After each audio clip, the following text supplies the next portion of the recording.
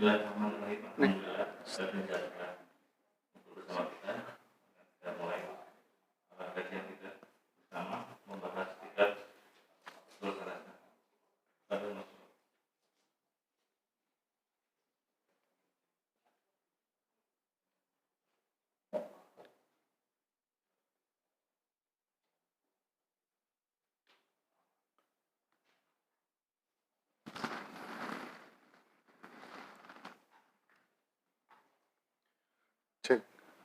Bismillahirrahmanirrahim. Assalamualaikum warahmatullahi wabarakatuh.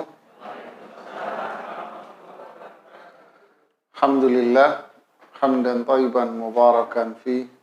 Salatu wassalamu ala Rasulillah wa ba'd. Alhamdulillah para jamaah, Allah pertemukan kita di majelis ilmu. Semoga Allah memberikan ilmu yang bermanfaat buat kita semuanya. Kita memulai kajian dari kitab Al-Usul Ats-Tsalatsa wa Adillatuha, 3 prinsip utama dan dalil-dalilnya, yang ditulis oleh Al-Imam Muhammad bin Abdul Wahhab bin Sulaiman At-Tamimi yang wafat tahun 1206 Hijriah. 1206 Hijriah. Buku ini kecil sekali, hanya beberapa lembar. Diberi nama oleh penulisnya dengan Al-Usul. Al-Usul ini artinya dasar-dasar. Ya. Al-Usul ini artinya dasar-dasar. Ats-Tsalatsa artinya 3. Berarti ada 3 dasar. Jadi 3 dasar berkaitan dengan keislaman kita. Wa adillatuha, dan dalil-dalilnya.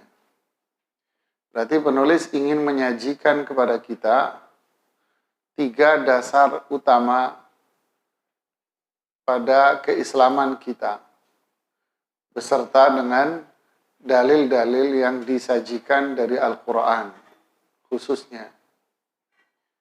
Karena beliau lebih banyak menggunakan dalil-dalil Al-Quran. Pembahasan 3 dasar ini pada hakikatnya adalah prinsip dalam keislaman kita. Artinya, Islam kita ini akan benar, Islam kita ini akan lurus kalau berpijak dengan 3 dasar ini. Oleh karena itu, 3 dasar inilah yang akan ditanyakan oleh malaikat di kuburan. Apa pertanyaan di kuburan? Man rabbuka? Siapa Rabbmu? Itu yang pertama. Yang kedua, wa ma dinuka? Apa agamamu?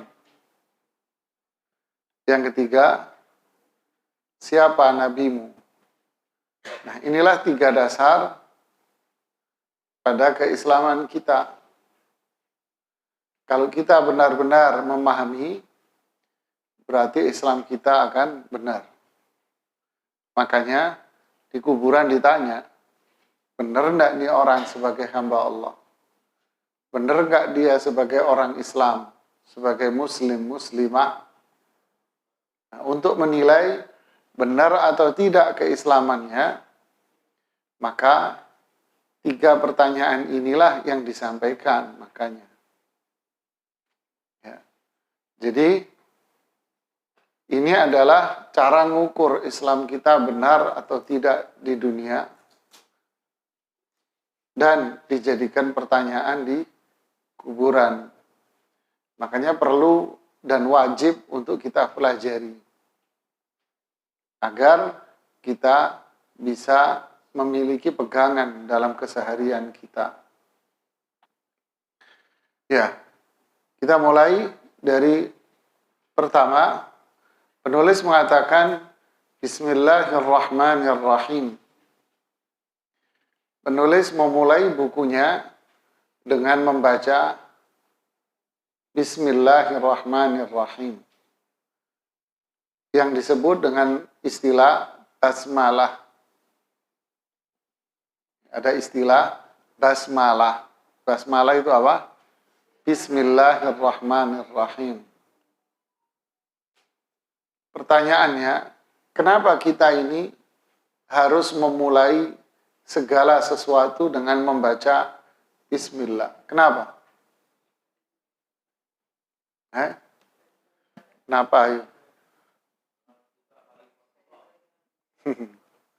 Kenapa memulai segala sesuatu itu dengan membaca Bismillahirrahmanirrahim? Nulis buku seperti penulis ini, para ulama selalu memulai dengan Bismillahirrahmanirrahim. Kita melakukan satu perbuatan dimulai dengan Bismillah. Kenapa?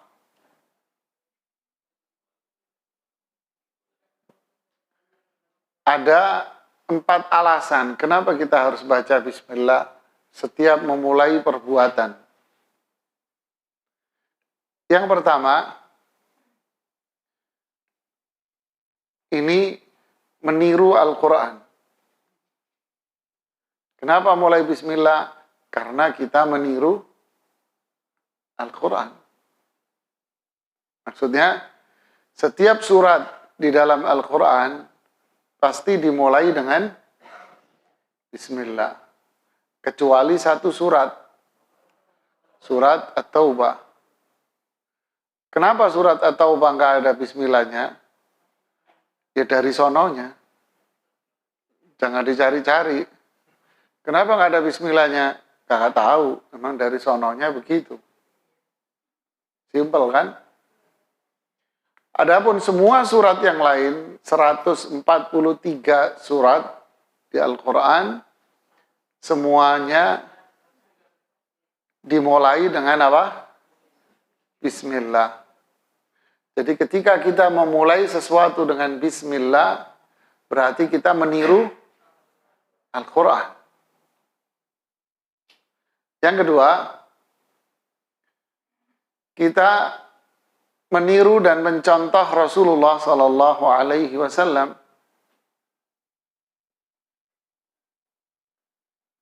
Nah, beliau memulai segala sesuatu dengan membaca Bismillah.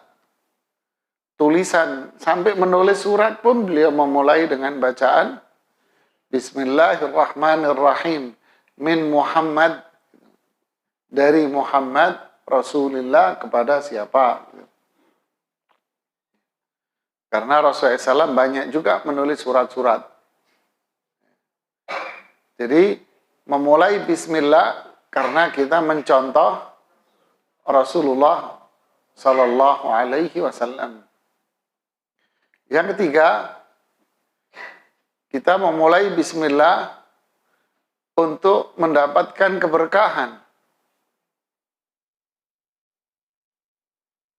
Karena makna dari Bismillahirrahmanirrahim itu maknanya adalah at-tabarruk. Tahu tabarruk? Tabarruk itu mencari berkah. Kalau bahasa orang umum, ngalap berkah. Mencari berkah. Berarti bagaimana caranya kita mencari berkah atau mendapatkan keberkahan? Mulailah melakukan segala sesuatu dengan Bismillah. Pasti kita akan dapat keberkahan. Berkah itu apa? Ya, kebaikan yang berlimpah. Bahkan para ulama juga mengatakan keberkahan itu adalah kebaikan yang berlimpah dan terus bertambah banyak. Apa bedanya? Kalau kebaikan yang berlimpah banyak, udah titik. Tapi kalau terus bertambah, berarti kebaikan yang banyak itu tambah banyak, dan bertambah banyak. Artinya, kalau kita memulai sesuatu dengan membaca basmalah, berarti kebaikan yang dihasilkan dari perbuatan itu, kebaikannya itu banyak. Kalau kita membaca basmalah lagi, tambah banyak, dan tambah banyak. Paham tidak? Kayak apa? Kayak bola, kalau digelindingin di tempat salju, maka bola itu semakin apa? Semakin membesar, tambah gede. Bahkan bisa menutupi rumah. Kapan kebaikan itu tambah banyak? Ketika kita terus memulai perbuatan dengan membaca Bismillah. Apa bentuk kebaikannya? Nah, nanya lagi, kebaikannya itu apa? Apa Pak? Bu? Kebaikan itu apa? Kebaikan tentu yang paling utama apa? Pahala. Ya, pahala. Jadi kebaikan itu bisa dunia, bisa akhirat. Kalau akhirat berarti apa? Pahala. Kalau dunia, apa kebaikan dunia? Ya banyak. Kebaikan dunia. Contoh, kita makan. Mau makan, baca Bismillah. Berarti kita akan mendapatkan keberkahan. Yaitu kebaikan yang berlimpah, yang banyak. Kalau kita rajin baca Bismillah sebelum makan, maka kebaikannya tambah banyak. Apa itu bentuknya? Kalau di akhirat nanti dapat pahala gede. Kalau di dunia berarti apa? Makanan yang kita makan ini akan melahirkan kebaikan buat saya. Paham, jemaah? Sehat badannya. Ya kan? Terus bisa semangat. Bisa ini banyak faedah. Kebaikan semua. Pernah suatu hari, ya ini cerita nih. Saat itu Khalid bin Walid, seorang sahabat, mendapatkan tugas dari Abu Bakar As-Siddiq sebagai khalifah untuk berperang di daerah Persia. Karena di bawah penjajahan kerajaan Persia. Untuk menghancurkan kerajaan Persia. Biar Islam bisa masuk. Ketika berperang di satu tempat, Khalid bin Walid dikasih hadiah minuman. Karena haus, padang pasir, minuman itu langka. Dikasihlah minuman Khalid bin Walid oleh salah satu pasukan Persia. Lalu salah seorang dari pasukan muslim ini, sahabat, mengatakan, wahai Khalid, minuman itu beracun. Dan racunnya racun kelas tinggi. Kalau kamu minum, bisa langsung mati. Minuman itu diambil sama Khalid bin Walid. Kemudian beliau mengatakan, membaca Bismillah. Beliau minum. Maka bacaan Bismillah yang dibaca Khalid bin Walid itu menjadikan minuman itu dipenuhi dengan kebaikan. Artinya apa? Seakan-akan minuman itu tidak ada racunnya. Minuman itu jadi air putih biasa. Ya. Itulah kebaikan jemaah. Terus nyampe di rumah, jangan ambil baikon, baca bismillah dengan dalih, nanti baikonnya jadi air putih. Kata Ustadz Nizar begitu. Enggak, saya enggak ngomong begitu. Ini kelas imannya lain. Gitu kan ya. Nah, jadi intinya basmalah itu mengandung apa? Keberkahan. Makanya Rasulullah Sallallahu Alaihi Wasallam pernah mengatakan, kullu amalin la yubda'u bi bismillah fahuwa abtar. Semua amalan yang tidak dimulai dengan bacaan bismillah, maka amalan itu akan terputus dari rahmat Allah.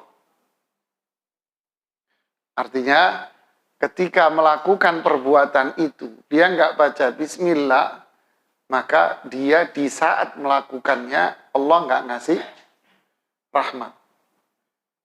Berarti perbuatannya dipenuhi dengan apa? Keburukan. Berarti perbuatannya banyak setannya. Nggak ada kebaikan. Kata orang dulu, ada orang makannya banyak. Kata orang dulu bilang apa? Kamu nggak baca bismillah ya?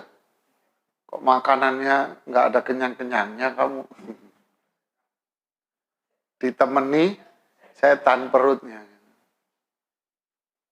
Jadi kayak berapa hari lalu saya makan habis pengajian, kira-kira ada jamaah di situ. Mungkin satu nampan itu dimakan sendiri sama dia. Anak bilang, itu perut ente ada gondorwunya ya. Anak bilang, tahu gondorwu jamaah. Ada setan yang perempuan rambut panjang itu loh katanya. Itu perut ente ada tuyulnya rupanya. Ketawa dia. Sebagai nampan dimakan sendiri, jemaah. Allahu Akbar. Anak bilang, anak ngelihat ente udah kenyang. Ustaz makan enggak? Udah ngelihat ente udah kenyang perut anak. Jadi itu makna kenapa kita harus membaca basmalah setiap perbuatan. Yang ketiga apa tadi? Bisa mendatangkan apa? Keberkahan. Keberkahan dunia maupun keberkahan akhirat. Banyak kebaikan, pahala, makan sehat, minum ini. Perbuatan apa aja berkah. Kalau dagang, dagangnya berkah, banyak kebaikannya. Ya. Yang keempat, kenapa kita memulai perbuatan harus baca basmalah? Karena dengan membaca basmalah berarti kita meminta tolong kepada Allah. Minta tolong kepada Allah. Minta tolong apa?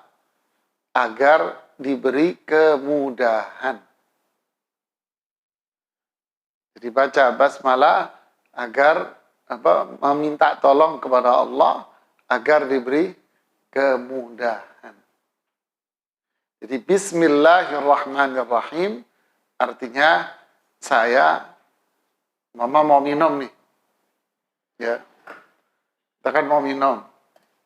Mau minum, kita baca apa? Bismillah, saya minum. Artinya. Bukan maknanya saya minum bismillah, enggak. Tapi maknanya bismillah, baru saya minum. Kan gitu kan? Ya. Jadi bismillah, saya minum. Paham? Enggak. Enggak paham. Ibu. Ini saya cerita bismillah tak bisa habis waktunya. Tak contohin. Ya, memang aus, alasan aja. Kan ini kan bismillah baru. Kan gini kan? Iya, memang aja aus. Artinya apa? Seakan-akan saya mengatakan, Bismillah, saya minum.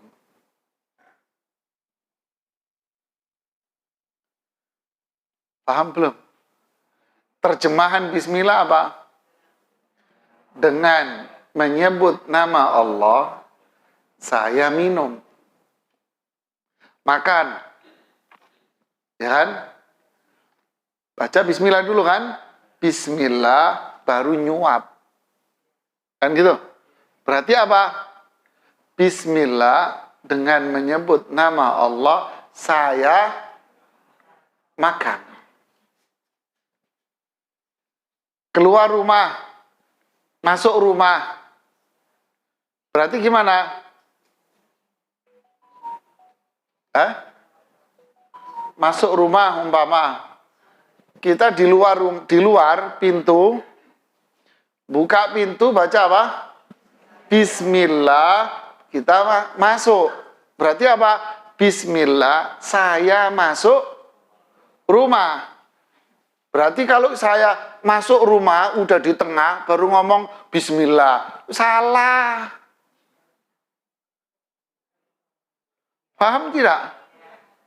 Berarti masih di luar, buka gagang pintunya, baca apa? Bismillah. Berarti Bismillah, saya buka pintu.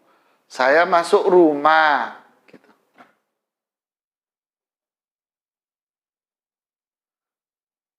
Paham? Apa lagi? Mau masak? Mau motong? Sayur, daging. Bilang apa? Bismillah, baru dipotong. Jangan habis motong dapat setengah, Bismillah. Lele, telat. Paham, Pak? Naik kendaraan. Ya kan? Masuk, Bismillah.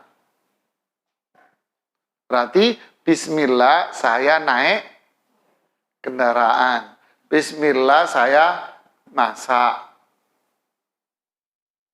Paham tidak? Kenapa kok begini? Loh, ini ada rahasianya. Kalau saya jelaskan panjang lebar, Bapak pusing. Ibu pusing.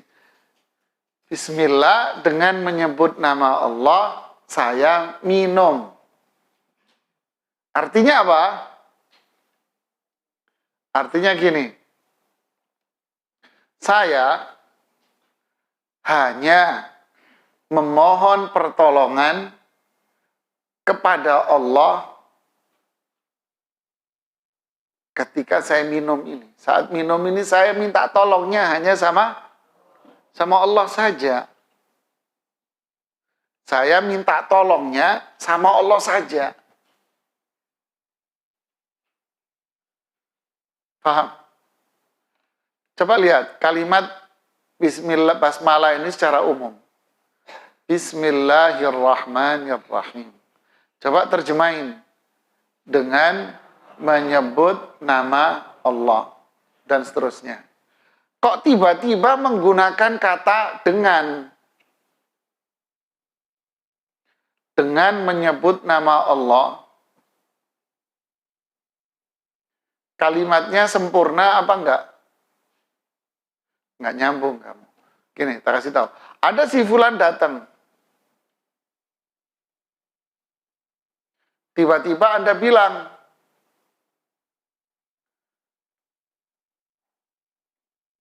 dengan Pak Budi.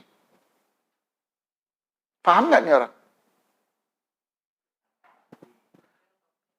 Ini orang datang. Baru ketemu, langsung kita bilang dengan Pak Budi. Paham nggak dia? Ya bengong. Lo ngomong apa? Kok tiba-tiba dengan Pak Budi?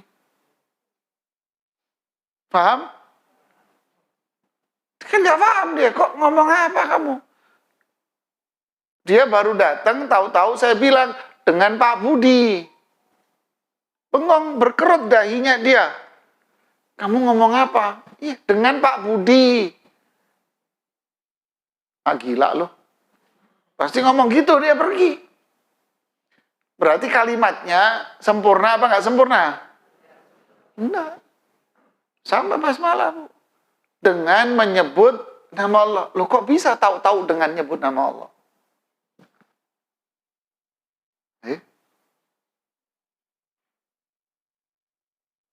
Paham? Makanya ketika dia datang dengan Pak Budi, dia jalan. Baru paham kan? Nah, baru jalan. Itu makna basmalah yang nggak paham, masyarakat awam nggak ngerti. Dengan Pak Budi, Khalid jalan. Paham? Tapi belakangnya ini dibuang. Disisain dengan Pak Budi. Ya. Basmalah, bismillahirrahmanirrahim. Dengan menyebut nama Allah yang Rahman, Rahim.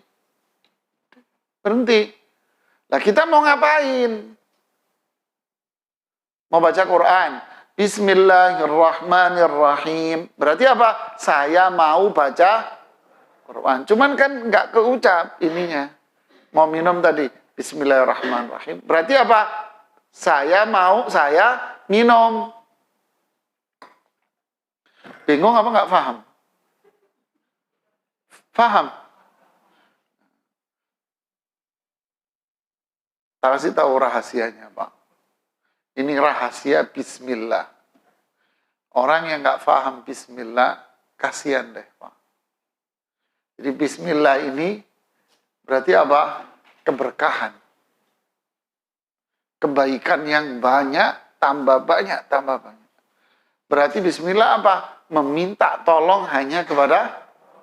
Berarti kalau memulai sesuatu dengan membaca bismillah, berarti Allah akan nolong. Bismillah. Dengan menyebut nama Allah, saya minum. Berarti saya minta pertolongan agar diberikan kemudahan dan kebaikan kepada siapa?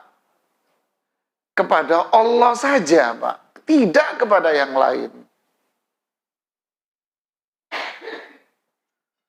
Anda bingung. Kalau saya katakan begini, dengan Pak Budi, Khalid pergi. Ya. Saya balik, Khalid pergi dengan Pak Budi. Bedanya apa yuk? Yang bisa jawab ada hadiah. Mana hadiah? Mana hadiah? Mana? Hah? Loh, katanya tadi ada hadiahnya. Dia bilang, wah hoak ente. Hoak ente. Itu biskuit hadiahnya. Apa bedanya? Dengan Pak Budi, Khalid pergi. Saya balik. Khalid pergi dengan Pak Budi.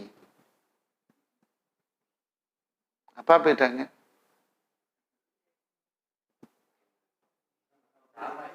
Loh, beda, Pak. Beda antara Depok, Bekasi, Pak. Beda jauh ini. Apa? Saya nggak nanya susunan, beda maknanya apa, Pak? Saya nggak nanya susunannya. Ayo, apa bedanya?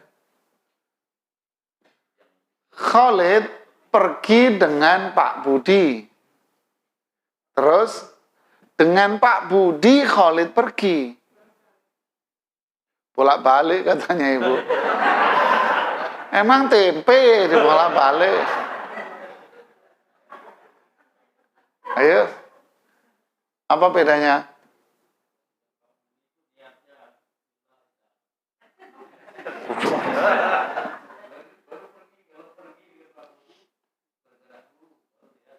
Enggak, Pak. Gini, bedanya ya. Dengerin.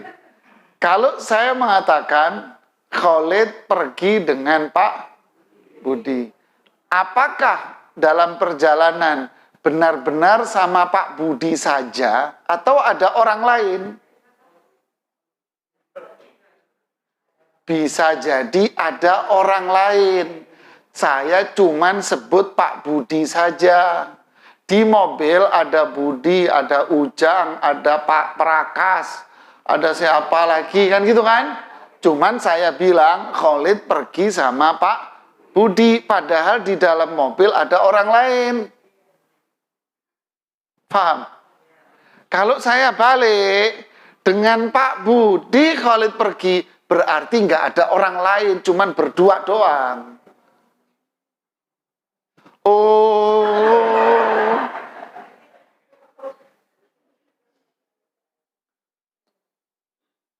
paham tuh belum? Dengan istrinya dia berangkat haji. Berarti hajinya berapa orang? Berdua tok, Pak. Tapi kalau saya mengatakan dia berangkat haji sama istrinya, bisa jadi ada orang lain. Mungkin ada pamannya atau anaknya atau adiknya, kakaknya ikut, bisa Pak. Cuman yang kita sebut itu, contoh,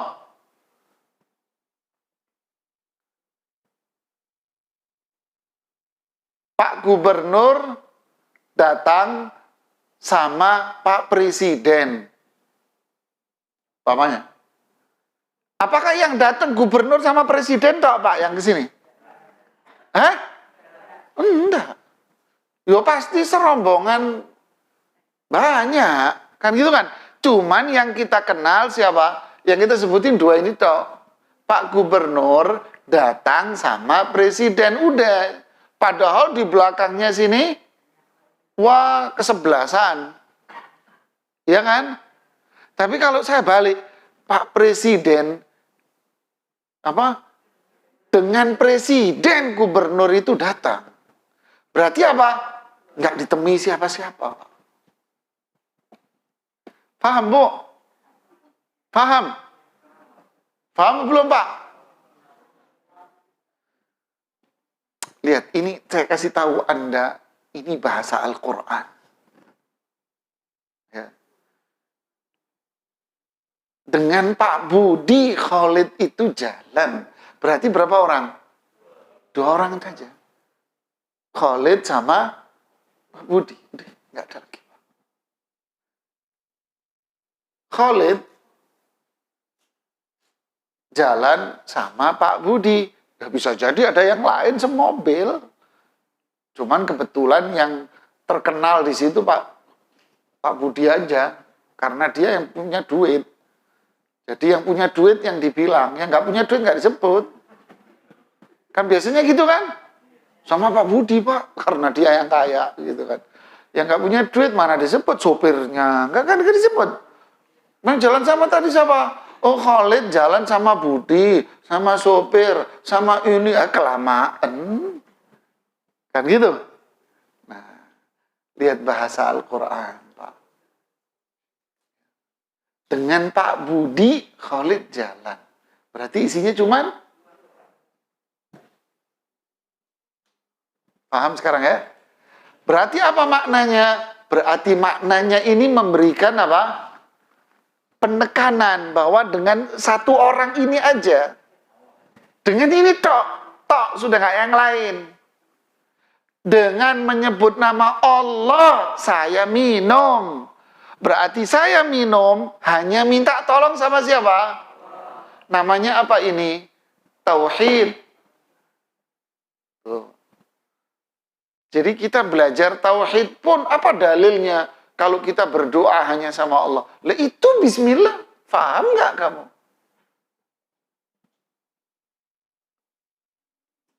Paham sekarang? Makanya kalau nggak baca bismillah ya Allah nggak nolong.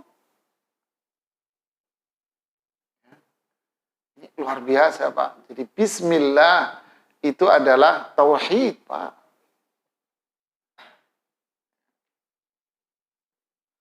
Oke. Kita lanjutin. Nah ini bismillah doang. Penulis mengatakan i'lam rahimakallah annahu yajibu alaina ta'allumu arba'i masail. Ketahuilah, semoga Allah merahmati kalian atau merahmati Anda. Wajib bagi kita mempelajari 4 permasalahan. Oke, sampai sini dulu. Apa yang dimaksud dengan i'lam, ketahuilah? Apa maksudnya? Kalau belajar kitab begini, Pak. Jadi satu kata demi satu kata itu diapain? Diurai. I'lam, ketahuilah. Apa yang dimaksud ketahuilah? Perintah untuk berilmu. Perintah untuk memahami.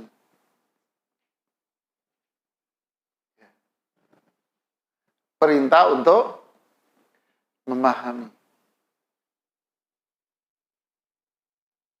I'lam, kalian harus tahu, harus paham, harus berilmu, harus tahu.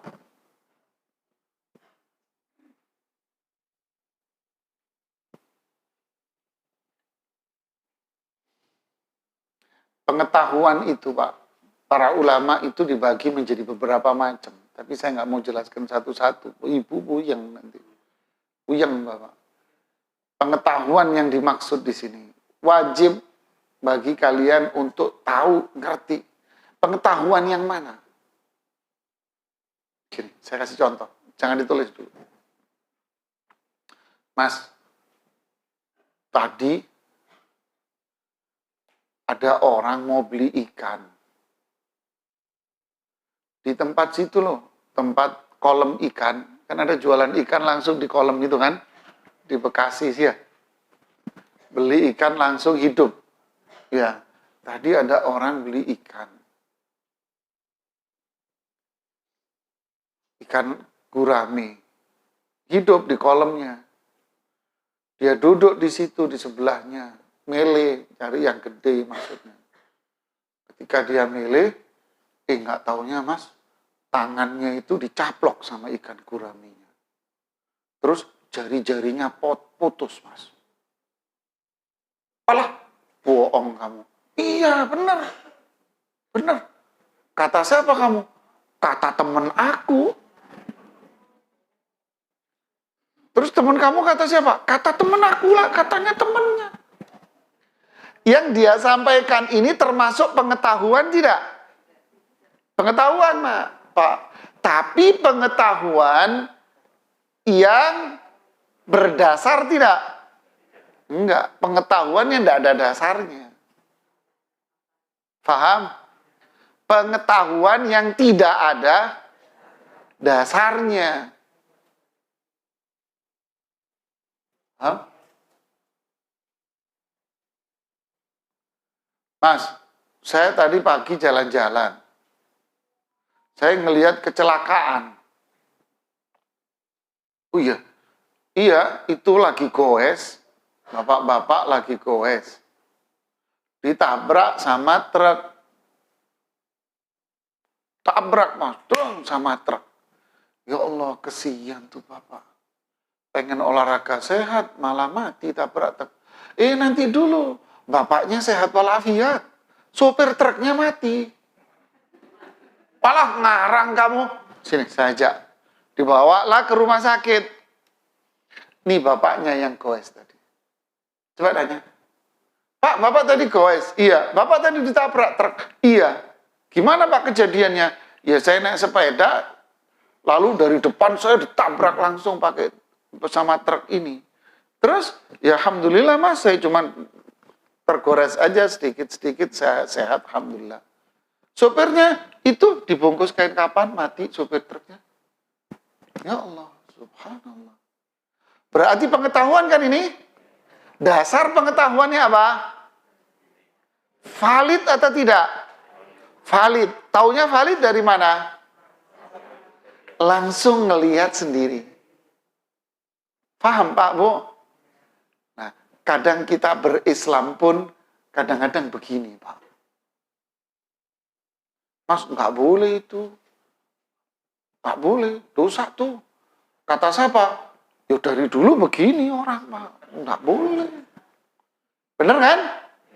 Jadi dia bercerita tentang Islam itu hanya berpijak pada katanya.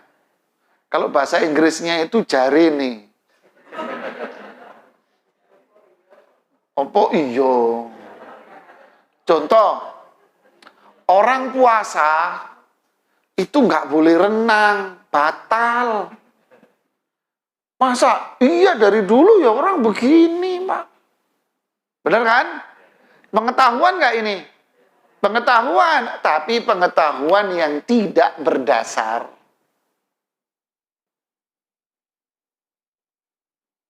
Apakah ini Islam? Bukan. Apakah ini ilmu? Bukan ilmu, Pak. Acara kondangan. Ya, kondangannya habis maghrib. Si pengantennya dirias dari habis asar. Sholat maghribnya gimana? Coba Bu, jawab. Ibu, Bapak nggak usah ikut-ikutan, urusannya dia nih. Sholat maghribnya kapan, Bu? Di jamak. Yang nyuruh Ibu jamak siapa? Tuh, katanya kan. Coba kan. Katanya. Nggak apa-apa di jamak. Yang ngajarin siapa? Salonnya. Salonnya yang ngajar. Salonnya bencong. Jamak aja. Gitu katanya di bencong. Sama aja dengan yang tadi kan. Iya, tangannya dicaplok gurami. Wah, masa patah, Mas? Wah, iya. Kata siapa? Kata temen aku sih. Apakah ini namanya ilmu? Ini bukan ilmu, Pak. Ya, ini bukan ilmu. Berarti ilmu itu apa? Sesuatu yang kita ketahui secara valid dari sumbernya. Baru itu ilmu, Pak.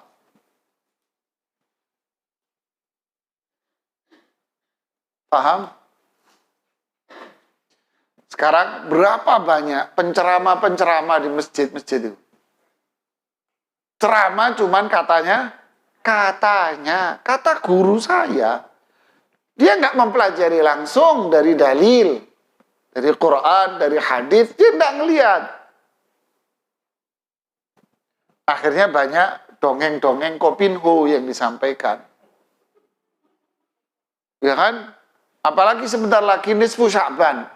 Banyak dongeng kopinho nanti itu. Di atas mimbar-mimbar Jumatan.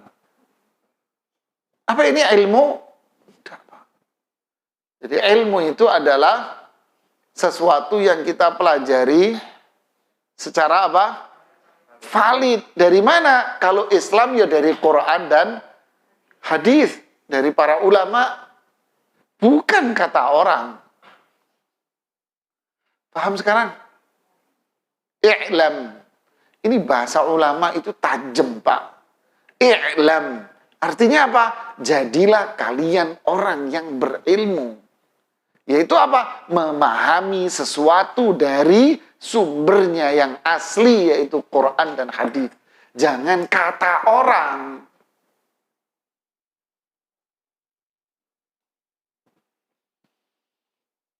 Masya Allah ya. Dalam ini. Memang singkat buku ini, tapi kalau diurai.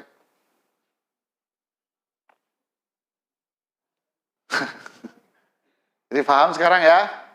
Jadi kalau kita ingin berilmu, belajar ilmu di majelis-majelis taklim, berarti ilmu yang bakal kita pelajari harus valid. Dari mana? Quran, hadis, para ulama salaf dulu, sahabat, tabi'in harus jelas. Ini ilmu baru.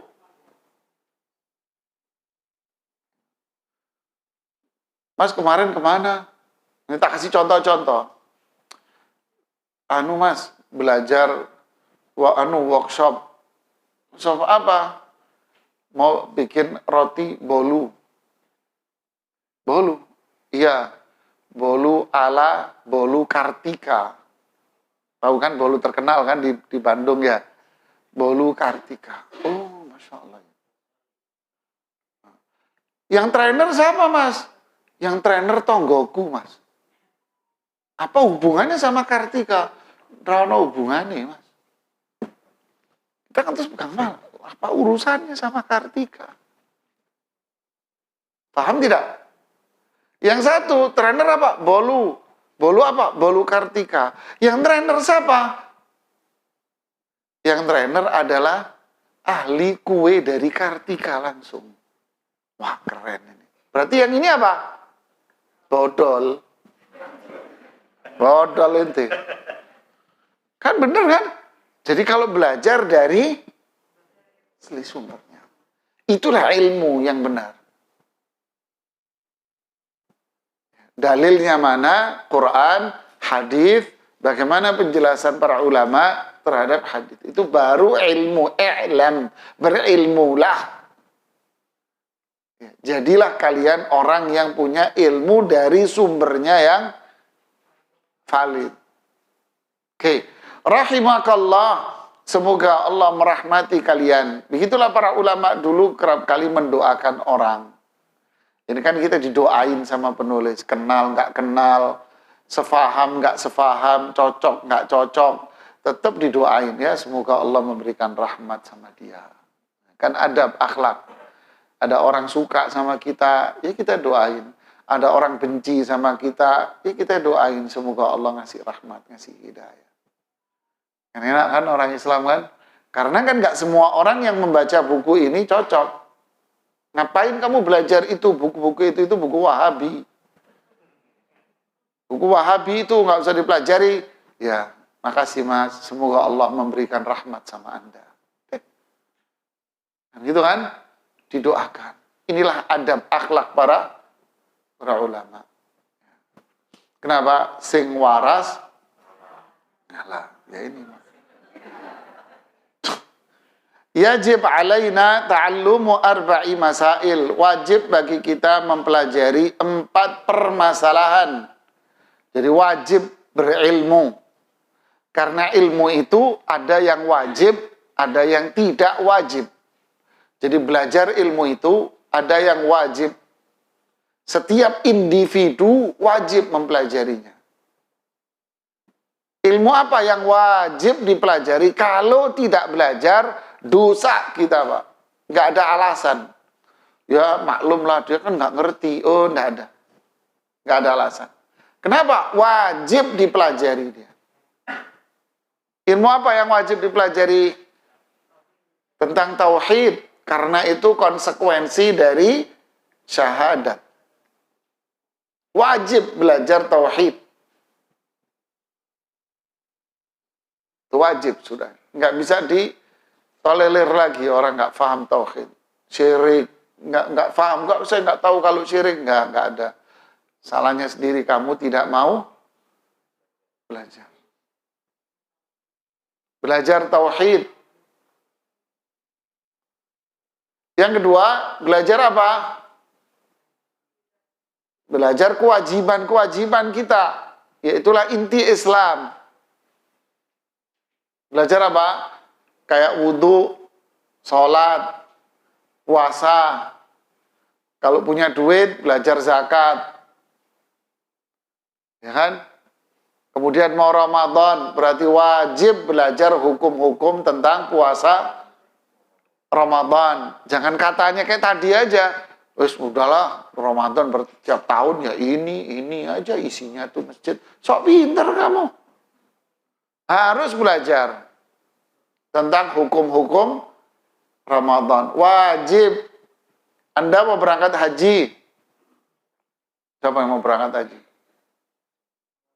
Semua. Yuk, naik mobil yuk. Berangkat haji, Pak. Tapi pakai fulus, Pak.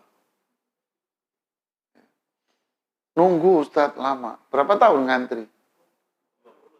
Innalillahi wa inna ilaihi raji'un. Berapa? Bapak besok langsung berangkat haji bisa, Pak?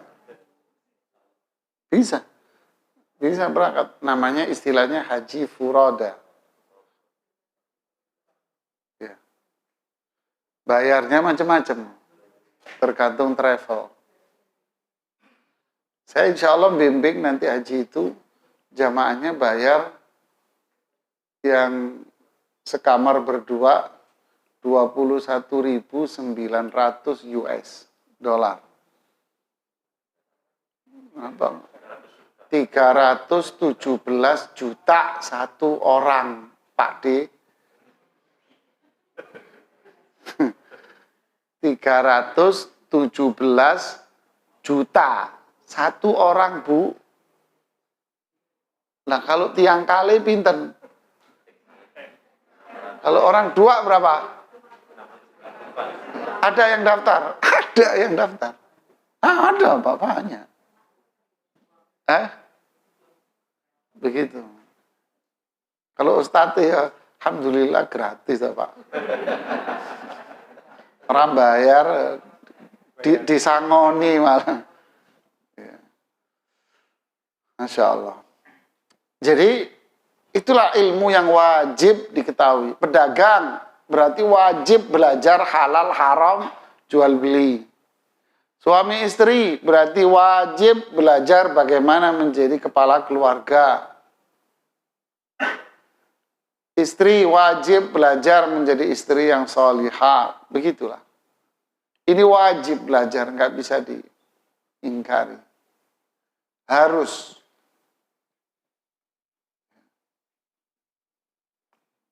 Apa 4 perkara yang wajib dipelajari?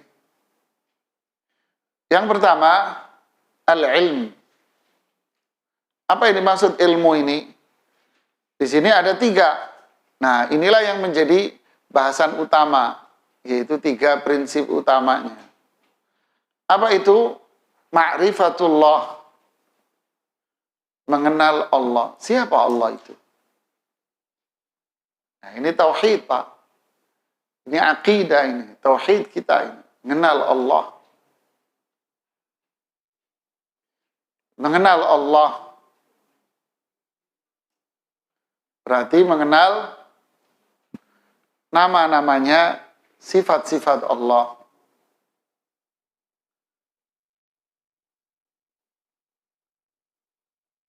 Mengenal Allah. Menjadikan kita apa? Tunduk, patuh, taat kalau kita kenal. Pepatah bilang apa? Tak kenal, ya tidak ada kesayangan sama Allah. Berarti kita nggak sayang sama Allah. Berarti nggak cinta sama Allah. Karena kita nggak kenal.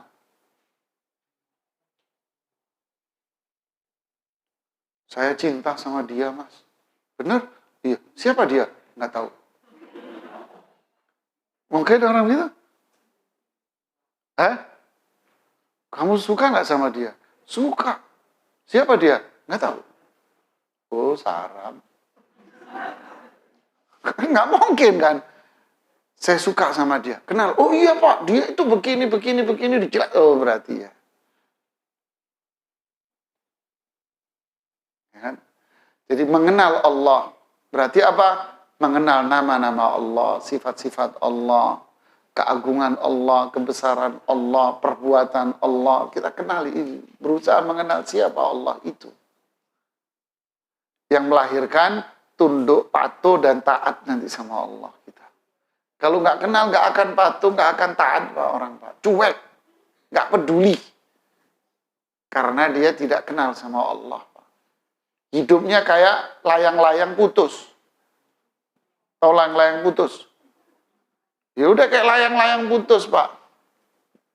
Tapi kalau orang yang kenal sama Allah, faqad istamsaka bil urwatil wuthqa lan fisama laha, di surat Al-Baqarah. Maka dia seperti memegang sebuah tali yang sangat kuat antara dia dengan Allah. Dia tidak seperti layangan yang putus.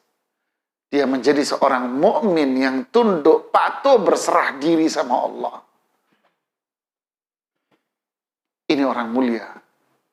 Dia kenal sama Allah.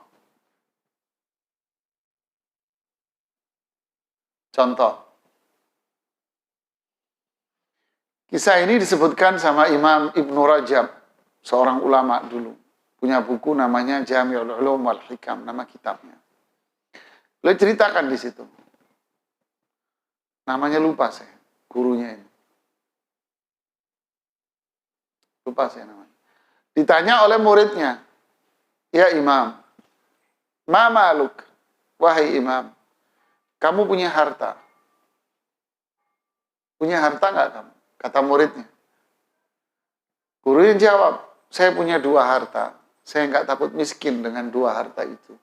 Waduh, punya banyak pabrik nih. Itu pikiran kita.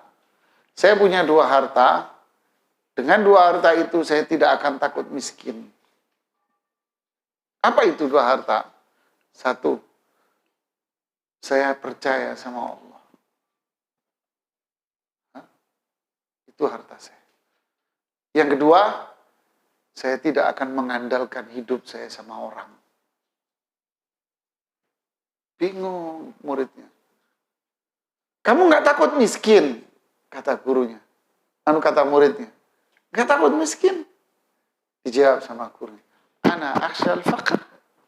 Saya takut miskin. Cobalah pikirkan. Yang menciptakan saya siapa? Yang ngatur hidup saya siapa?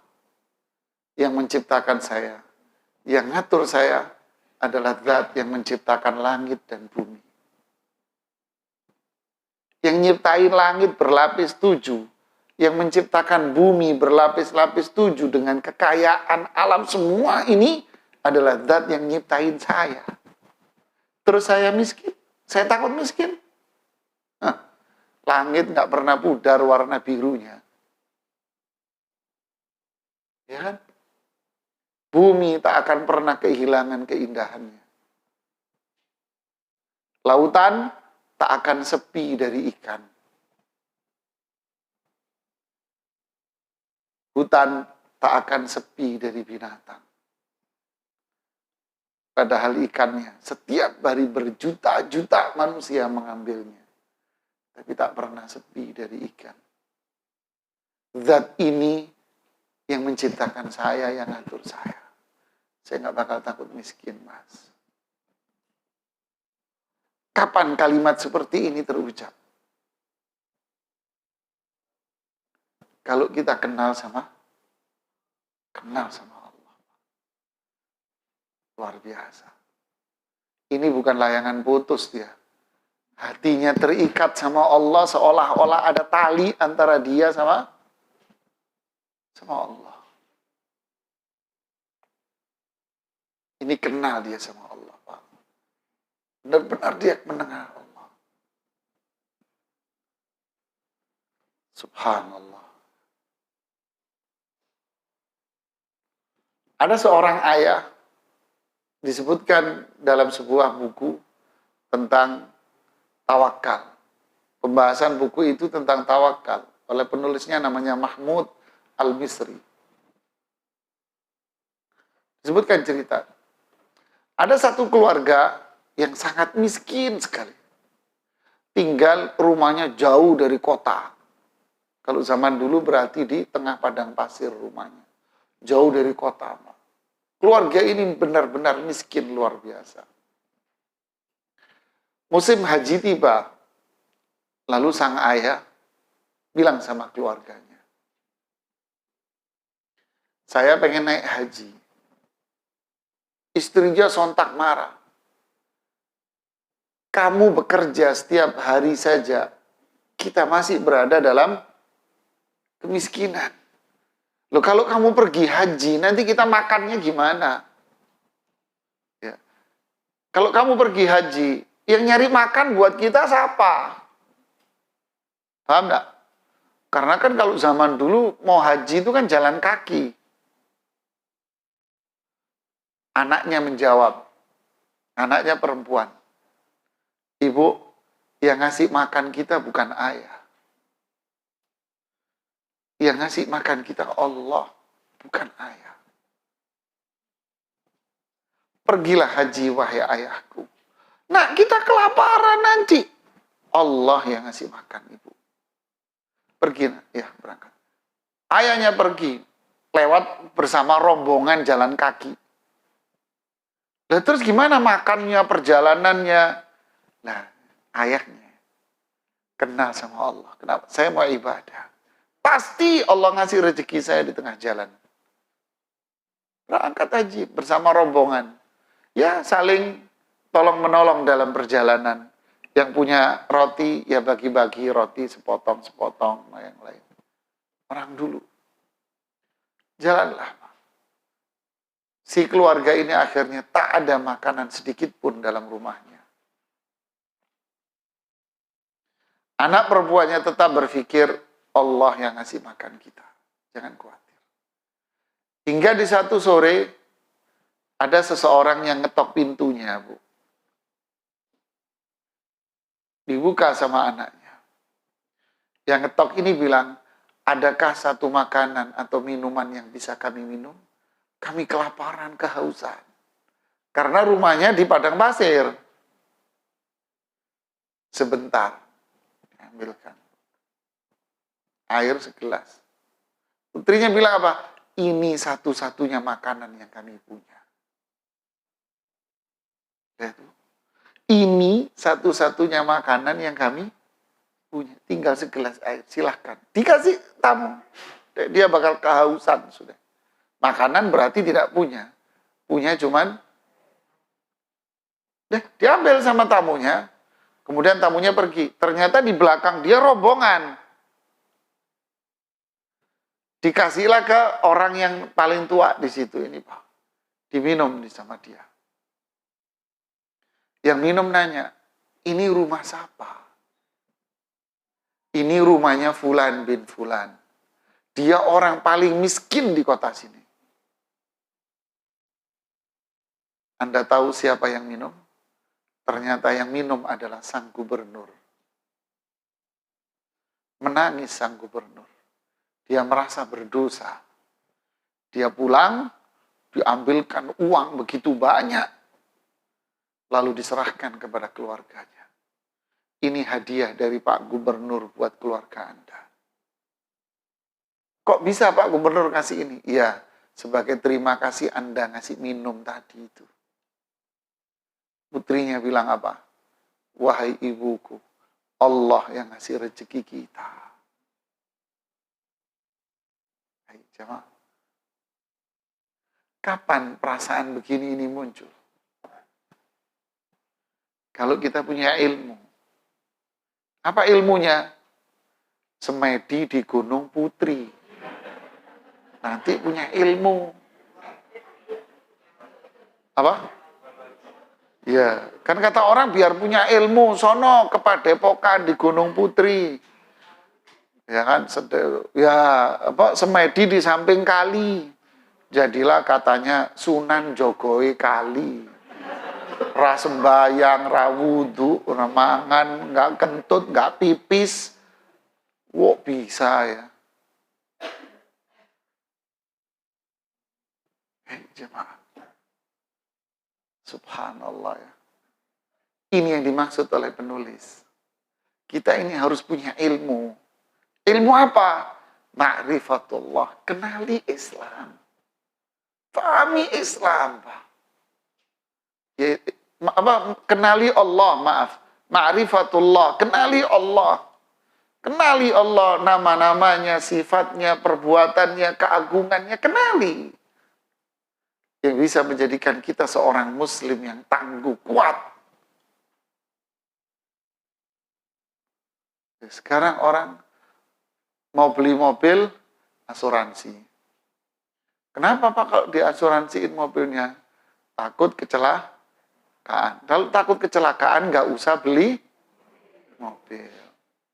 Beli motor aja. Motor juga tambah kecelakaan. Nggak usah beli motor, naik angkot sopirnya mabuk. Jalan kaki di trotoar ditabrak truk. Terus gimana? Di rumah aja silahkan stres. Silahkan Anda gila sendiri. Orang hidup kok dibikin repot. Kenapa? Karena nggak pernah ngaji, berilmu, nggak kenal sama. Ini ilmu yang harus kita pelajari. Terus berikutnya apa? Ma'rifatu nabiyihi, mengenal Nabi Allah. Siapa? Mengenal Rasulullah Sallallahu Alaihi Wasallam. Ini yang kedua yang wajib kita pelajari. Mengenal Rasulullah SAW. Siapa Rasulullah itu? Banyak orang sekarang cinta Nabi, cinta Rasul, cinta Nabi, cinta Rasul. Padahal kakak kenal sama Rasulullah SAW.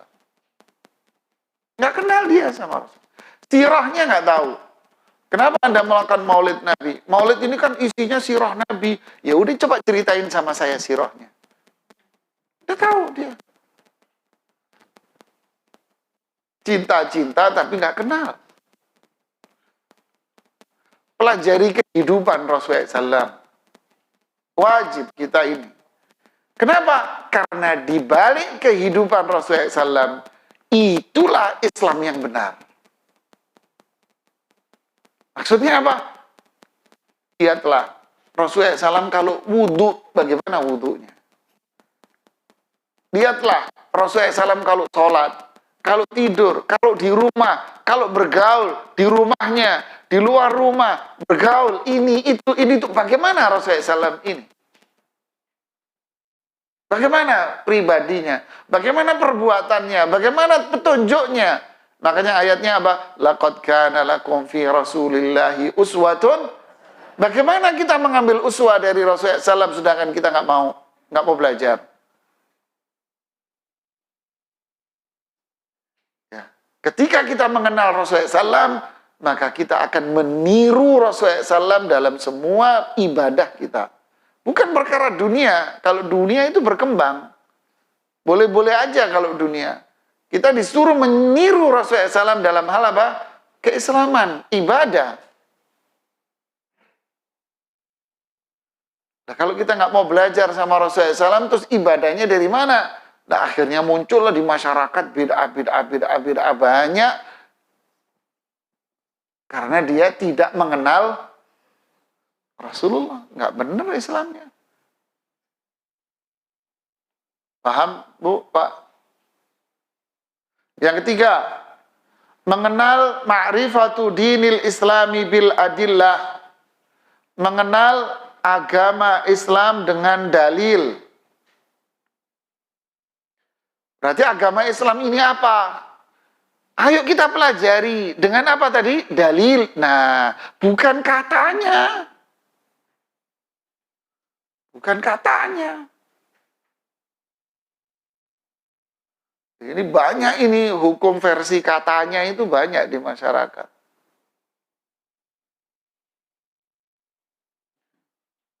Apalagi puasa nanti. Wah, hukum katanya itu banyak banget itu di masyarakat. Nggak boleh kamu ini batal. Ini nggak boleh batal. Mau keramas. Boleh nggak keramas? Kata orang di luar gimana kalau keramas di bulan puasa? Nggak boleh, jangan keramas. Puasa-puasa kok keramas. Lalu terus orang disuruh kusut, kucel, bego, begitu ya. Itu gimana? Keramas nggak boleh, renang nggak boleh, kumur-kumur nggak boleh. Lalu terus disuruh apa? Disuruh kayak sayur oyong begitu, kita bego begitu. Gimana sih? Mandi, mau mandi 10 kali gak apa-apa. Yang penting jangan diminum. Mau renang, nyemplung ke dasar laut, sono gak batal puasamu. Ya, orang kebanyakan katanya. Jangan ngawinin anak. Di bulan apa? Sya'ban ini ya? Syawal apa Sya'ban yang nggak boleh itu? Apa, Bu? Yang nggak boleh ngawinin anak bulan apa, Bu? Biasanya ibu-ibu yang tahu. Apa? Sapar. Sapar itu apa? Syawal ya? Kenapa nggak boleh? Kenapa nggak boleh? Jangan ngawinin anak di bulan ini. Kenapa? Is nggak tahu. Pokoknya dari orang dulu-dulu begitu. Waduh, ini runyam Islam.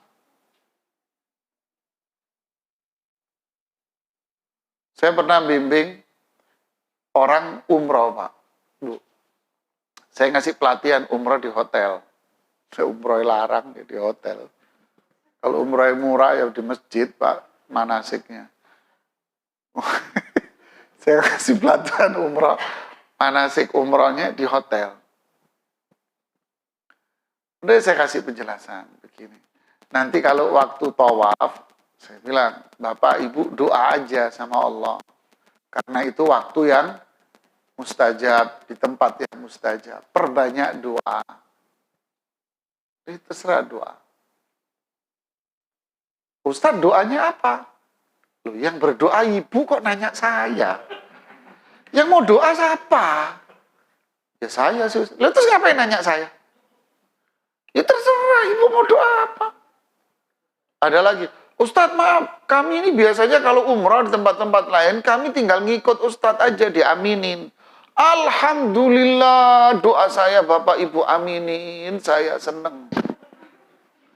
Berarti ibu berangkat, Bapak berangkat umroh ini cuman mau ngaminin doa saya. Mikir pusing tak gitu. Ya enggak Ustadz. Terus mau doa minta sama, iya kami punya minta. Terus ngapain ngaminin doa saya? Lah kalau saya doanya gini gimana Bu? Ya Allah berilah kemudahan istri saya biar saya bisa kawin lagi. Terus gimana Ibu? Mau aminin Bu, Mbak? Mau Bu? Nggak mau kan? Ya udah jangan ngaminin saya. Saya ajak bercanda begitu. Bingung orang-orang. Lah terus gimana Ustadz? Lo nanya lagi. Terserah. Oh jadi gitu ya. Ada bapak-bapak angkat tangan. Pak Ustadz. Berdiri di untuk bapak. Kayak memarah gitu. Pak Ustadz, saya ini umroh udah bolak-balik. Aduh katanya ibu. Saya umroh udah bolak-balik. Pindah-pindah travel. Katanya, coba travel. Semua travel itu ngajarin saya gini, Ustaz. Tawaf pertama doanya ini. Ya. Tawaf kedua doanya ini. Tawaf ketiga doanya ini. Nanti kalau begini doanya ini. Beda lagi doanya lain lagi. Kalau gini doanya lain lagi. Doanya lain lagi. Saya ganti-ganti travel itu gara-gara kebanyakan doa, Ustaz. Pusing saya Ustaz. Aduh banyak banget yang harus saya hafal. Ini banyak. Katanya, Bapak, hari ini saya mendengar ceramah, bisul saya pecah Pak Ustaz. Kenapa Pak bisulnya pecah? Lega hati saya Pak. Ini yang enak nih katanya dia. Pak, kita berislam tidak berdasarkan dalil. Tapi berasalkan apa? Katanya. Runyam Pak. Ruwet Pak. Repot, ruwet, ribet, jelimet, judet. Terus apa lagi? Berbet, bulet. Padahal kayak tawaf, doa apa aja terserah. Saya umroh pernah bawa bapak ibu sama anak-anaknya. Yang satu anaknya kecil, saya bilang gini aja nih Bu. Yang kecil Pak, Bu, Bapak bawa. Yang gedean SD ini saya tuntun. Oh ya makasih Ustadz, senang sekali. Saya tuntun nih anak. Udah, dek sama Ustadz ya. Ya, udah. Ya, aku sama Ustadz. Ya udah, saya tuntun. Kamu mau doa apa? Ini sudah saya catat, Ustadz. Waduh, mana? Ini. Apa isinya? Isinya, ya Allah jadikan aku presiden. Ini beneran ini. Dek, doa yang lainnya aja, Dek. Nggak mau. Ustadz mau nonton saya nggak? Aduh, ini nemu anak ini, anak. Ya Allah, ya udah deh. Terserah deh. Terserah deh, mau doa apa. Ya ini hanya contoh ekstrim loh ya. Terserah. Ini gampang Islam, Pak. Jangan bikin Islam rumit. Makanya ma'rifatul Islam fahami Islam. Bahwa Islam ini dipijak dengan dalil. Dalil, bukan katanya. Kalau dalil Quran, ini ayatnya dan bagaimana penjelasan para ulama terhadap tafsirnya. Oh ini hadis, hadisnya sahih, kuat apa lemah, bisa dipakai apa enggak.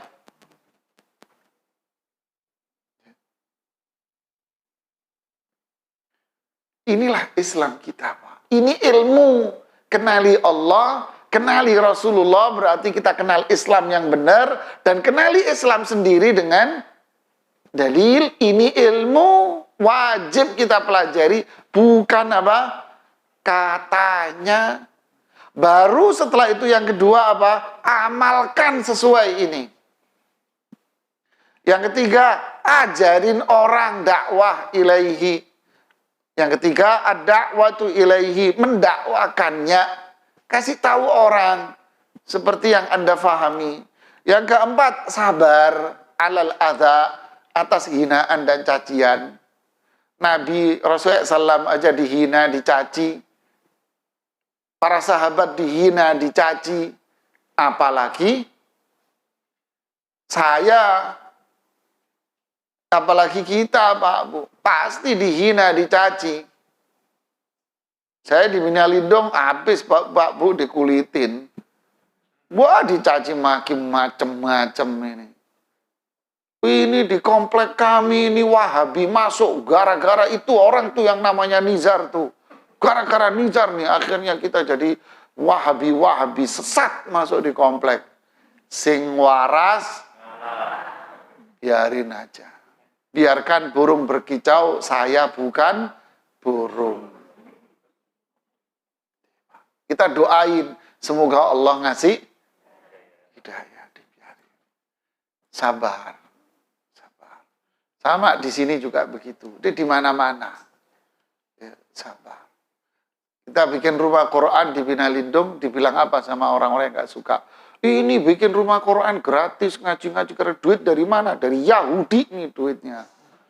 Biarin aja deh, sing waras, semoga Allah ngasih hidayah sama dia. Dibiarin. Jangan diurusin, capek kita ngurusin. Biar kita tidur nyenyak, biar dia tidur nggak nyenyak. Karena hatinya dipenuhi dengan apa? Hasad, dengki, iri, nggak nyenyak dia tidurnya. Kita tidur nyenyak, enak, tenang, biarkan ngoceh sendiri. Yang rajin ibadah, Mas ya, nanti pahala ibadahmu buat saya. Deh. Kan gitu kan? Karena kan ngomongin saya, yang jelek-jelekin kita kan. Ya udah biarin aja. Yang rajin Mas ibadahnya, nanti pahalanya buat saya di akhirat. Terima kasih atas hadiahnya. Tenangkan hidup. Sabar. Ya, pahala gratis, kata ibu. Inilah 4 yang wajib kita pelajari. Yaitu apa? Al-ilmu. Ilmu, benar-benar ilmu. Berarti yang namanya ilmu itu apa? Bukan matematika, bukan IPS, bukan sains, bukan. Ilmu, benar-benar ilmu adalah kenalin Allah, kenal Rasulullah SAW, kenal Islam dengan dalil, lalu kita amalkan, kita ajarkan orang lain, sabar, pasti ada gangguan dan cobaannya. Ya, ini yang bisa saya sampaikan. Nanti kita lanjutkan dengan dalil-dalil yang disajikan berkaitan dengan 4 ini. Apa dalil dari 4 ini, bahwa ini 4 ini yang wajib untuk kita pelajari? Apa dasar hukumnya? Apa dalilnya? Kita akan urai pada pertemuan yang berikutnya insya Allah.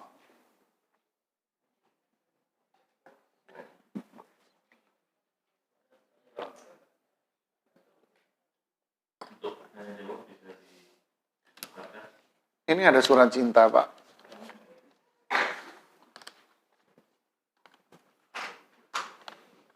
Yang pertama ini pertanyaannya, apa ini?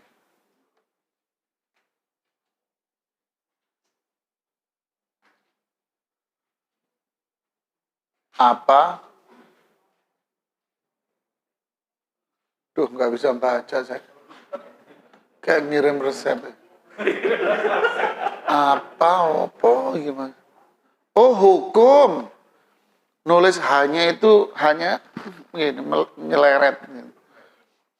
Apa hukum bagi orang yang melewati orang yang sedang sholat? Dosa besar. Ini bagian dari dosa besar, hati-hati. Hobinya bapak-bapak. Hobi bapak-bapak apa kalau masuk masjid? Berhenti di pintu, terus sholat di depan pintu. Bener nggak?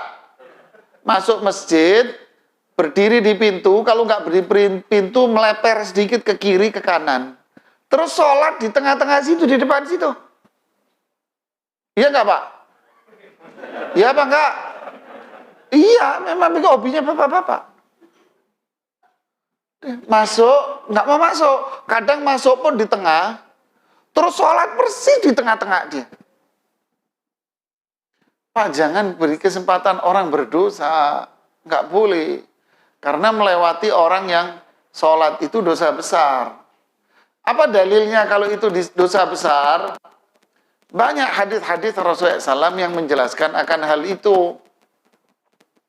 Ini belajar kok tukang moto. Belajar ngaji, belajar moto. Belajar ngaji. Ini nggak ada yang gadis di sini, harus kawin kabeh, Mas.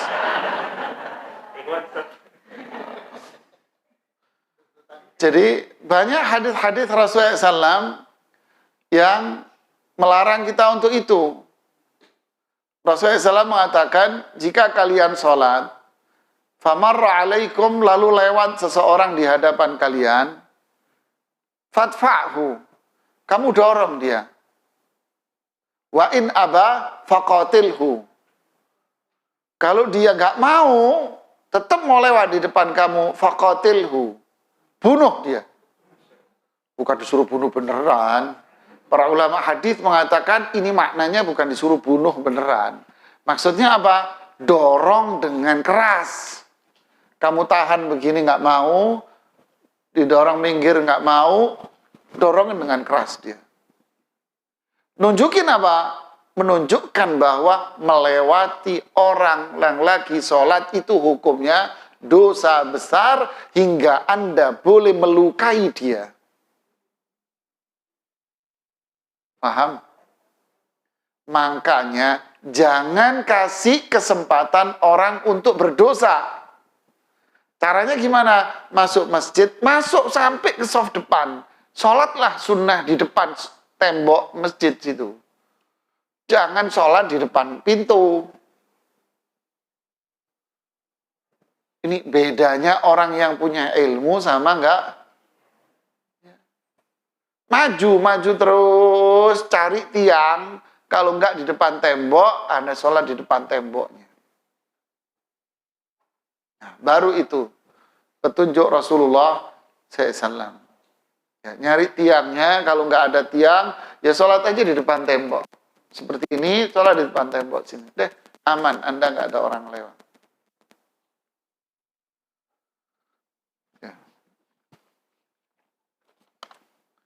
Apakah ada hadis yang menjelaskan tentang ruqyah rumah? Apakah Rasulullah SAW pernah menyontohkan ruqyah rumah?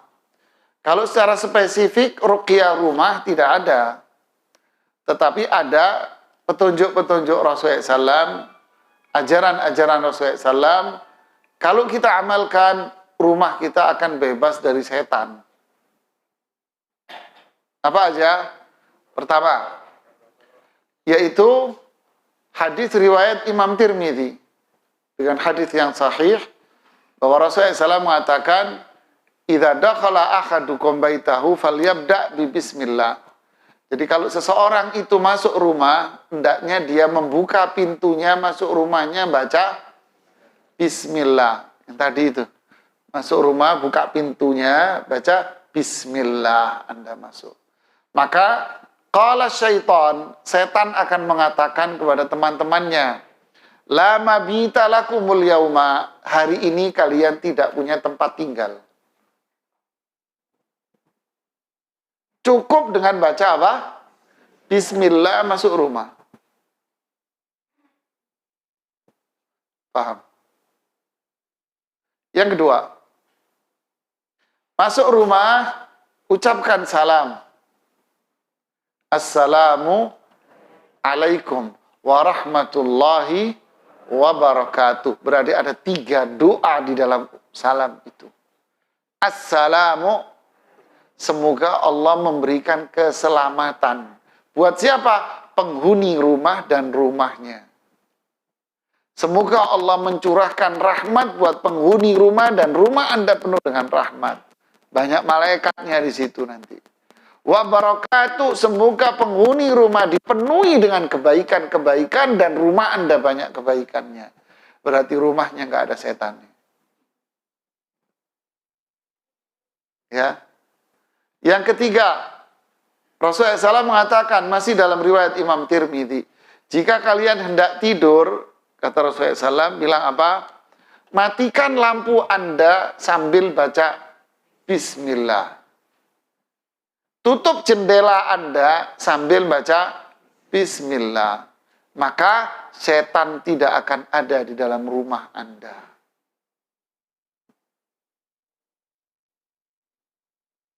Mantap kan? Repot nggak? Susah nggak? Orang paling begok juga bisa ini baca begini. Bener nggak? Nggak nunggu pinter. Islam ini gampang, nggak ruwet. Tadi nomor berapa? 3. Sekarang nomor 4. Kalau memang rumahnya dirasa ada setannya, banyak yang ganggu, ya bacakan surat Al-Baqarah. Disebutkan dalam riwayat Bukhari. Inna syaitana yafirru minal baitil ladzi tuqra'u fihi suratul Baqarah. Setan itu akan kabur dari rumah yang dibacakan surat Al-Baqarah di dalamnya. Caranya gimana? Bisa Anda sendiri yang baca, bisa taruh handphone, setel surat Al-Baqarah yang kencang. Deh, tinggal aja, biarin aja. Biarin aja. Biar nyetel sendiri itu Al-Baqarah. Nanti hilang sendiri itu setan. Pergi sendiri. Apa? Iya baca sepenuhnya, masuk 1/4. Ayah-ayah, wah ibu nanti tak kasih tempe 1/4 ibu mau. Mau kan tak kasih tempe biar utuh, yang enak. Baca sampai semua kaset, kaset. Ini handphone, zaman kaset sudah nggak ada. Handphone nyalain, ya kan? Pakai apa? Murotalnya. Apa, sudah taruh aja di tengah rumah atau di bagian yang Anda rasa ada setannya. Setel. Kalau enggak, ya mungkin kitanya sendiri yang jadi setan kali. Taruh situ setel. Kitanya yang pergi berarti setannya siapa? Ente nggak nyambung aja dari tadi. Ya kalau enggak kitanya yang pergi, berarti yang jadi setan siapa? Kita. Nomor berapa? Nomor 5. Kitanya juga rajin zikir. Di rumah ada zikir pagi, ada zikir sore. Makanya rajin-rajinlah kalau pagi sore paling tidak minimalnya baca 3 qul. Deh. Qul huwallahu ahad, qul a'udzu birabbil falaq, qul a'udzu birabbin nas. Minimalnya baca ini habis sholat subuh pagi-pagi, sore habis asar, habis sholat asar, apa baca 3 qul ini, maka rumah kita akan bersih semua. Kitanya dan rumah kita bersih. Apalagi kita rajin dengan zikir-zikir yang lain yang diajarkan Rasulullah SAW. Nomor berapa? 6 ya, sekarang 6. Berarti apa yang 6? Kalau laki-laki sholat sunnah di rumah, kalau sholatnya di masjid, jamaahnya, kalau bisa sunnahnya di rumah. Kalau yang laki. Ya, kalau ibu kan memang sholatnya di rumah. Kata Rasulullah SAW, ij'al nasiban min sholatikum fi buyutikum. Kasih jatah sholat ya di rumah kalian. Maksudnya sholat sunnah. Terus nomor berapa? Nomor 7. Jangan ngundang setan di rumah. Apa undangan setan itu? Musik. Jangan ngundang setan. Kalau bapak ibu nyetel musik di rumah, berarti apa? Setan ke rumah saya, ke rumah saya. Begitu seakan-akan Anda. Karena setan itu apa? Disebutkan oleh Abu Qatadah bahwa al-ghina'u mazamirus syayatin. Kata Abu Qatadah, seorang sahabat, mengatakan musik itu serulingnya setan. Al-ghina'u mazamirus syayatin. Musik itu seruling setan. Berarti seruling itu apa? Ngundang setan. Jadi jangan coba-coba Anda dengerin musik di dalam rumah. Atau nyetel TV, TV-nya lagi acara musikan. Jangan coba-coba Anda ngundang setan itu di rumah Anda. Kalau Anda menikmati, berarti setannya siapa?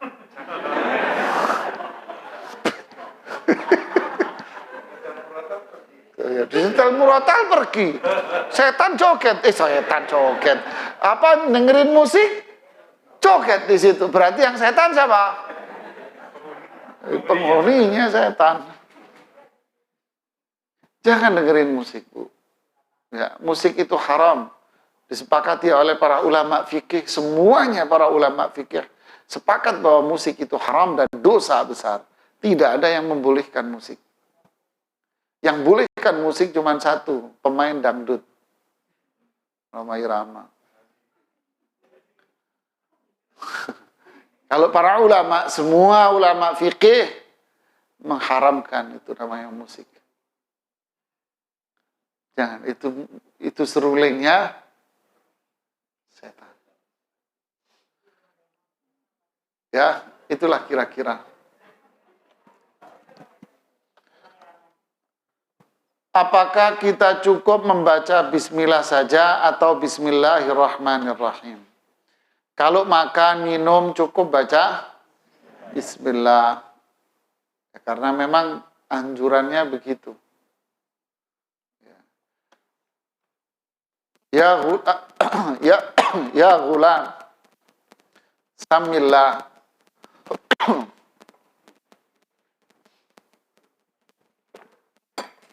Kata Rasulullah SAW kepada Umar bin Abi Salamah, anak tirinya Rasulullah SAW. Nah, baca bismillah, samillah, berarti baca bismillah. Tapi kalau baca lengkap ya, tidak apa-apa. Wah, panjang ini diniatin dari rumah. Iya, nih Allah, panjang Pak. Niat, distabiluin. Ini kalau nggak cewek, nggak begini. Dulu kita sekolah kan gitu, kalau lagi nulis kan berantakan ya.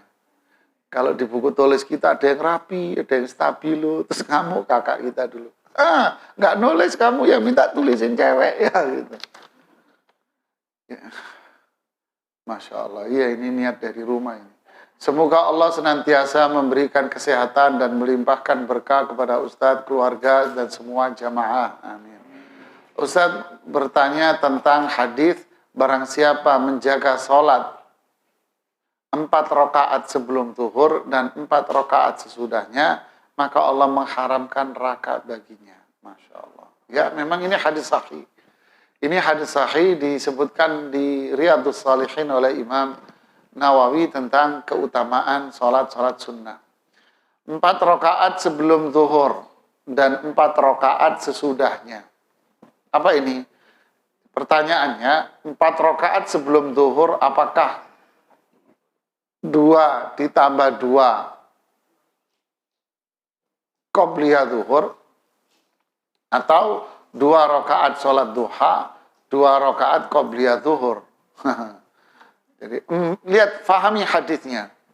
Siapa yang menjaga sholat 4 rakaat sebelum zuhur? Kata-kata sebelum zuhur berarti apa? Qobliyah. Yang ngomong duha ini dari mana? Ya. 4 rakaat sesudahnya. Berarti apa? Ba'diyah. Simpel. Berarti kalau qabliyah, berarti 2 rakaat salam, dilanjutkan dengan 2 rakaat salam. Kalau sesudahnya berarti 2 rakaat salam, ditambah dengan 2 rakaat salam. Nah ini. Paham? Ada yang mau nanya? Kalau 4 langsung menyalahi petunjuk Rasulullah SAW. Karena Rasulullah SAW bersabda, Salatul laili wan nahari mathna mathna. Salat yang dikerjakan, maksudnya salat sunnah, yang dikerjakan di malam hari dan yang di siang hari, itu dikerjakan 2-2-2.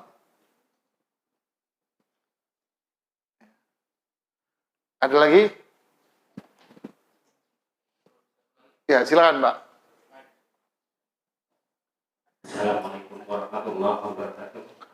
Waalaikumsalam warahmatullahi wabarakatuh. Saya ingin menanyakan rasa takut antara khosyah dan khauf.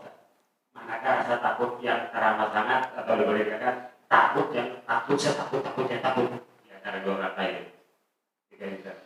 Ya, memang di dalam Al-Quran, di dalam banyak ayat Al-Quran, disebutkan yang namanya al-khauf. Dan di beberapa ayat disebutkan dengan kata al-khasyah.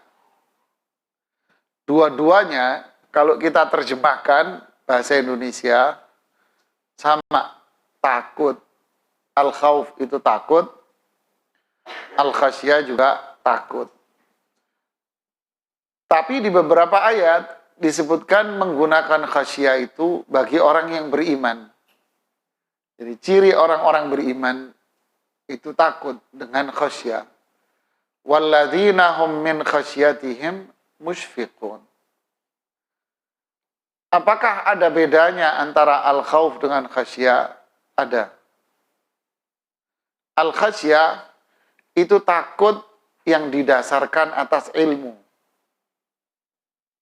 Jadi takut sama Allah karena dia berilmu. Ya. Takut sama Allah karena dia berilmu. Maksudnya apa? Si fulan belajar tentang hari akhir.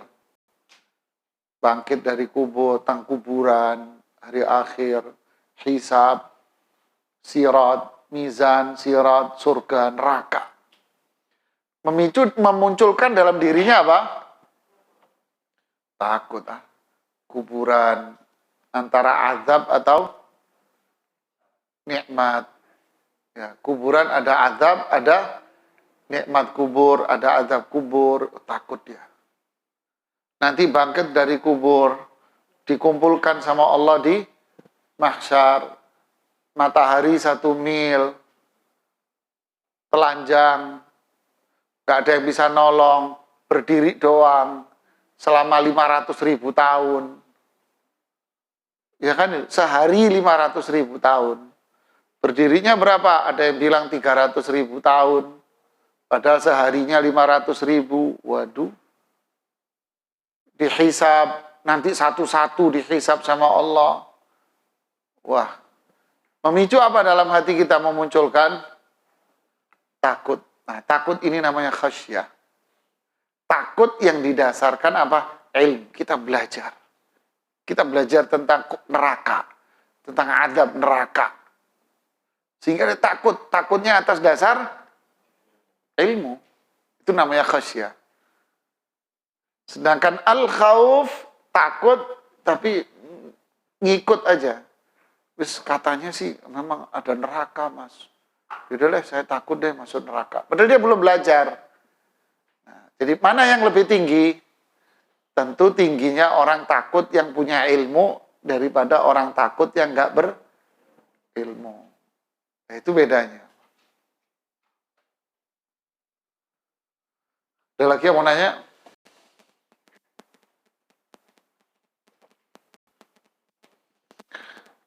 Nggak ada Ada yang nanya? Alhamdulillah. Kita cukupkan sampai di sini. Ya, mohon maaf jika ada kata-kata yang kurang berkenan. Subhanakallahumma bihamdik asyhadu an la ilaha illa anta astaghfiruka wa atubu ilaik. Assalamualaikum warahmatullahi wabarakatuh.